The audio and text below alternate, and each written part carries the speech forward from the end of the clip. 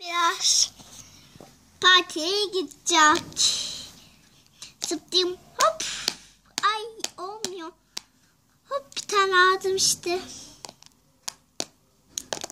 İkincisini de aldım.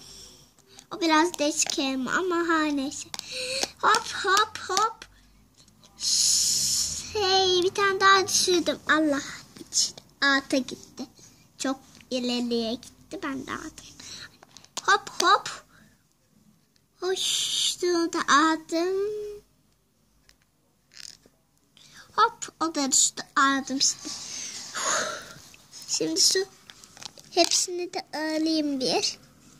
Hani trambolinimin içine koyayım. Çok güzel. Eğlence orada. Bir patladım. Geldim çocuklar. Parti. Daha doğrusu elmalar da hazırladım. Nefis. Getirdim daha doğrusu. Şuraya bir tane elma koyayım. Çocuklar bakınca ne kadar güzel diyecekler değil mi? Sıraya koyayım şunu da. Pasta hazırlaması bir zor. Daha doğrusu ben hazırlamadım be. Başka bir hazırlamış. Çok güzel ama. Ortaya da bir tane şunu koyayım. O da çok güzel oldu. Hani işte trambolini de şuraya koyayım.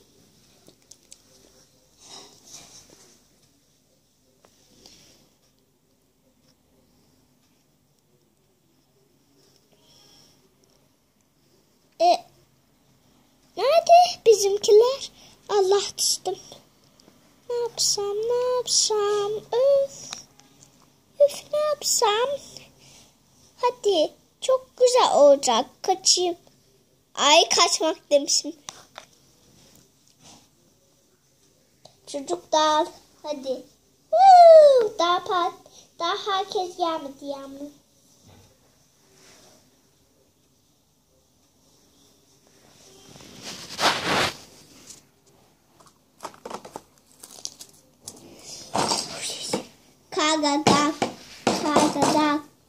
Karga. Geldim ga. Ben de o zaman şimdi geleyim.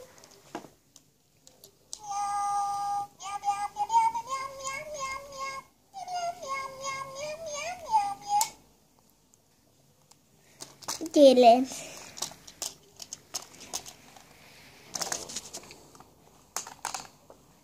Geldik biz de.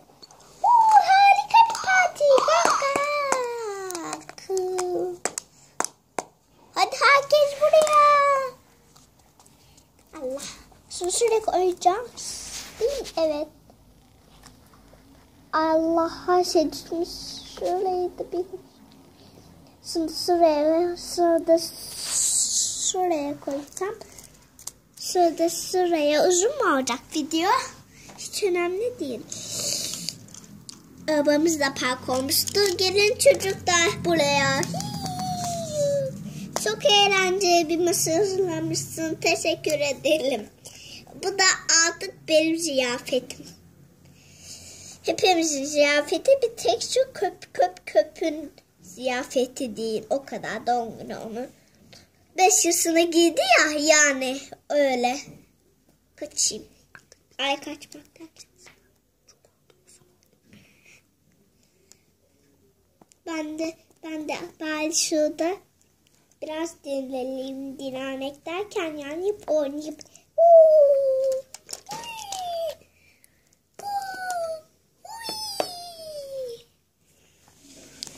çocuklar izlemeye bayılacak değil mi?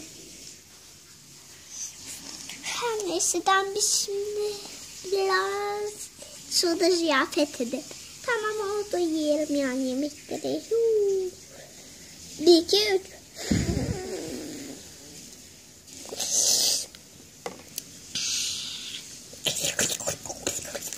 Pis bitti.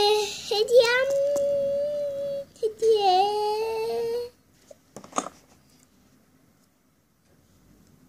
Al. Benim başka hediyem yok. Ay. Bakın şuraya. Bu da benim hediyem. Bu da benim hediyem. Al. İşte hepsi bitti. Bay bay. Hadi kapat.